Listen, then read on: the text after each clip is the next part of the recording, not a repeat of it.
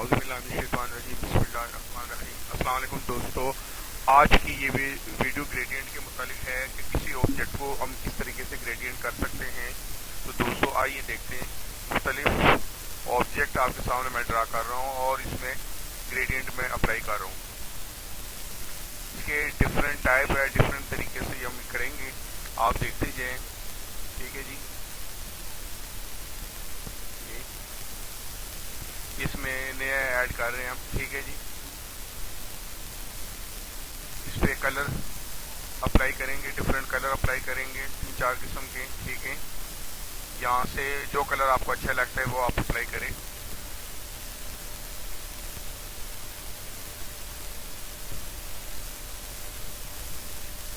ठीक है जी, ये डिफरेंट कलर के इसमें हम करेंगे मिक्स कलर जिसको हम कहते हैं। ठीक है, ग्रेडियंट इसमें एक सादा कलर होता है और एक डिफरेंट कलर के होते हैं, और फिर इसके भी टाइप होती है, वर्टिकली, हॉरिजॉन्टली। ठीक है, ये आपके सामने बन रहे हैं, आप देखें और इसकी प्रैक्टिस करें, ये बहुत यूजफुल है। कलर कॉम्बिनेशन लोगो डिजाइन करने के लिए आप पावर पॉइंट में भी कर सकते हैं, एडोब फोटोशॉप में भी कर सकते हैं। बेस्ट कलर कॉम्बिनेशन है इसमें। ठीक है, ऑब्जेक्ट इंसर्ट करके इसको हम बनाते हैं और इसके ऊपर कलर अप्लाई करेंगे। ठीक है जी, ग्रेडियंट कलर।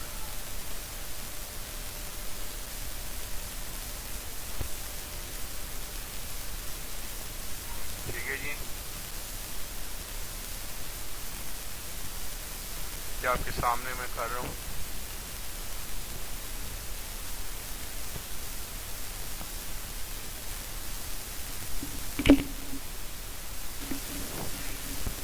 तो दोस्तों आप देखते जाए। ठीक है जी, ये शेप से मैंने एक एरो ऑब्जेक्ट जो ना वो इंसर्ट किया है और इसके ऊपर मैं कलर अप्लाई कर रहा हूँ। ठीक है जी, आप भी इसकी प्रैक्टिस करें, ये बहुत यूजफुल है। इसमें हम डिफरेंट किस्म की डिजाइनिंग कर सकते हैं। ठीक है दोस्तों, जैसे मैंने पहले पिछली वीडियो में भी आपको बताया कि पावर पॉइंट बहुत यूजफुल सॉफ्टवेयर है। इसको अगर हम यूज़ करें तो इसमें हम कदरे बेहतर दूसरे सॉफ्टवेयर की निस्बत डिजाइनिंग कर सकते हैं। ठीक है जी,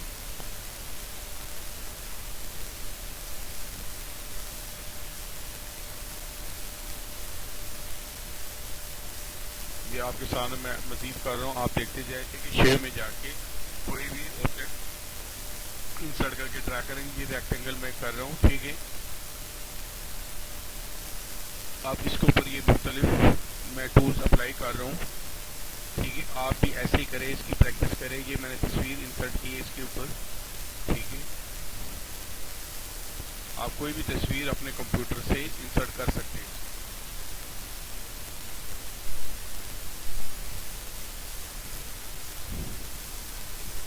ठीक है, ये कंट्रोल डी से मैंने डुप्लीकेट बनाया है इसका। ठीक है, ठीक है, अब इस नेक्स्ट के ऊपर मैं मजीद वही चीज़ें कर रहा हूँ। ठीक है, इसमें आप सिंगल कलर भी दे सकते हैं, डिफरेंट कलर भी दे सकते हैं, ये डिफरेंट शेप बने हुए हैं, ये भी अप्लाई कर सकते हैं। ठीक है जी, जैसे ये डार्क कलर में मैंने एक सिंबल जो है ना वो इसके ऊपर अप्लाई किया, ये हैश टाइप होते हैं।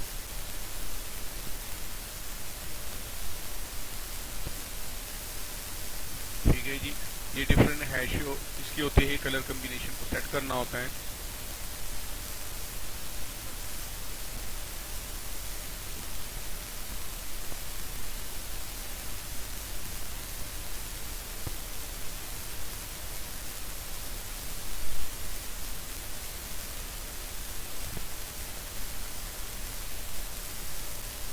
ठीक है, अब ये एक डार्क कलर मैंने कर दिया, इसके ऊपर मैं डोर का सिंबल ट्राई करूँगा। जैसे डोर के अंदर डिज़ाइन बना होता है वैसे मैं डिज़ाइन बनाऊँगा। आप इसके अलावा भी बहुत सारे डिज़ाइन इसमें बना सकते हैं। वीडियो लंबी हो जाएगी इसलिए मैं ज़्यादा डिज़ाइन नहीं कर रहा हूँ, सिर्फ आपको तरीका बता रहा हूँ कि इसमें हम किस किस तरीके से डिज़ाइनिंग कर सकते हैं। ठीक है दोस्तों, ये आप देख रहे हैं डोर विंडो, ठीक है, कि अलमारियों की जैसे डिज़ाइन होते हैं वैसे मैं बना रहा हूँ इसके ऊपर। ठीक है, इस तरीके से इसकी विड्थ, हाइट, हर चीज़ जो है ना वो आप सेट कर सकते हैं। आप ये वीडियो अगर गौर से देखें तो ये आपके लिए बहुत यूज़फुल है, इसमें बहुत सारी काम की चीज़ें आपको एडोब फोटोशॉप के मुकाबले में ये ज़्यादा आपके लिए यूज़फुल है। जिस तरह किसी ऑब्जेक्ट की हम डिज़ाइनिंग कर सकते हैं, सेम इसी तरह वो तमाम की तमाम चीज़ें किसी टेक्स्ट के ऊपर भी हम अप्लाई कर सकते हैं। ठीक है जी, आप अगर सिर्फ टेक्स्ट का ही डिज़ाइन कर ले तो इसके ज़रिए से भी आप लोगो बना सकते हैं।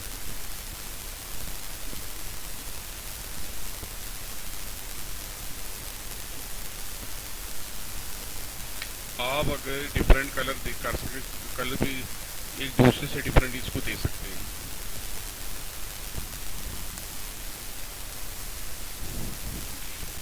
एक तरह के टेक्स्ट को आप 2-3 जगह कॉपी करके डिफरेंट कलर देकर भी आप अपना कलर कम्बिनेशन बना सकते हैं और लोगो बना सकते हैं।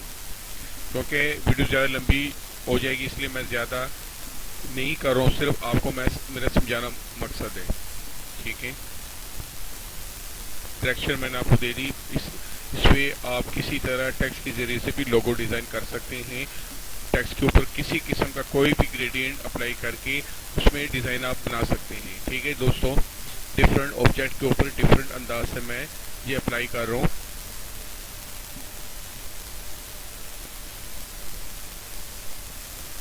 आप सिंगल कलर भी दे सकते हैं, 2 कलर भी दे सकते हैं, 3 भी दे सकते हैं, इससे भी ज़्यादा दे सकते हैं।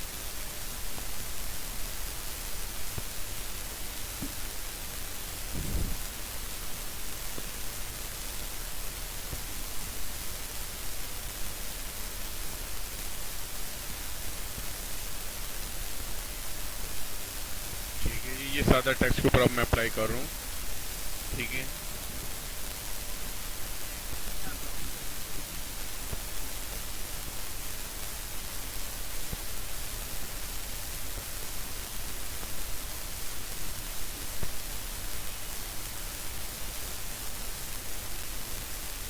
ठीक है, कोशिश करें कि इसमें ना डार्क कलर अप्लाई कर लिया करें, क्योंकि डार्क कलर जो है ना किसी भी लोगो या किसी भी डिज़ाइन के ऊपर वो हाई कैचिंग होता है। ठीक है जी, देखने में बड़ा अच्छा लगता है, इसलिए कोशिश करें कि डार्क कलर यूज़ करें।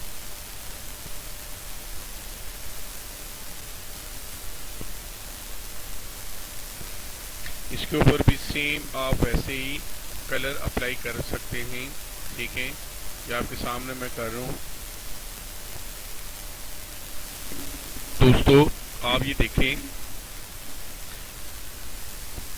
कि इसके ऊपर भी सेम वैसे ही मैं कर रहा हूँ, वैसे ही अप्लाई कर रहा हूँ। ठीक है, आर्ट टेक्स्ट के बाद मैंने नॉर्मल टेक्स्ट के ऊपर भी इन तमाम चीज़ों को अप्लाई किया। इसका बैकग्राउंड इसने वैसे ही डिज़ाइन कर दिया।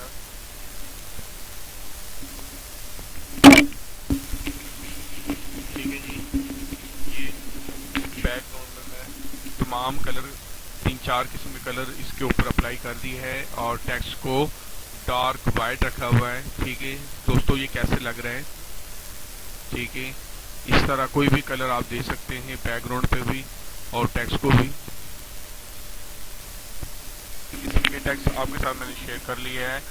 आप इसके अलावा अगर कोई लोगो बनाना चाहते हैं तो टेक्स्ट को डिफरेंट कलर और डिफरेंट स्टाइल देकर भी लोगो बना सकते हैं। ठीक है दोस्तों, तो मुझे उम्मीद है कि आज की ये वीडियो आप दोस्तों को ज़रूर पसंद आई होगी। आप इसकी प्रैक्टिस करें।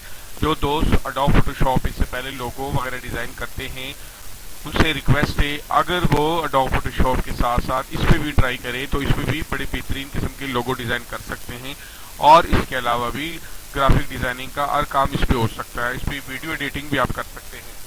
तो दोस्तों आपसे रिक्वेस्ट है कि मेरी आज की इस वीडियो को लाइक करें, चैनल को सब्सक्राइब करें और दोस्तों के साथ आगे भी शेयर करें। मुझे उम्मीद है कि ये वीडियो आपको बहुत पसंद आएगी।